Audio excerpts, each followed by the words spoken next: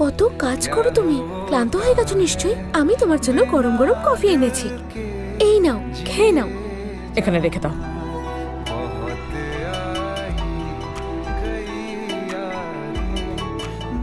আমি বলছিলাম যে একটা কাজ করলে হয় না, দুজনে মিলে শপিং এ যাই। আমরা দুজনে শপিং এ টাইম স্পেন্ড করব আর একে অপরকে জানতেও পারবো।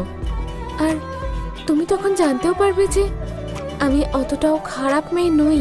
নিজের স্বার্থের জন্য তুমি অনেকটাই নিচে নামতে পারো, তাই না আনশিকা? এসব বাদ দাও আর প্লিজ নিজের কাজ করতে যাও। এটা তুমি কি বলছো দিদি? দিদি,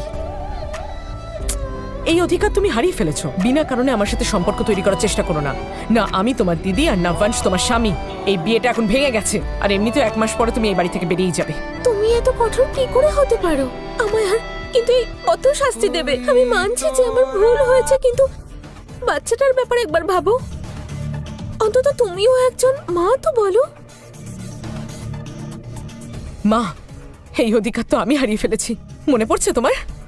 হ্যাঁ দিদি, আই এম রিয়েলি সরি। আমি এরকম করতে চাইনি। আর যে ছেলে তোমার এই অবস্থা করেছে তাকে তো আমি চিনি পর্যন্ত না। শুধরে যাও আনশিকা, তুমি যে মিথ্যে কথা বলছো তা প্রমাণিত হচ্ছে। ম্যাম, জানকী দাস বাবু ফোনে আছেন।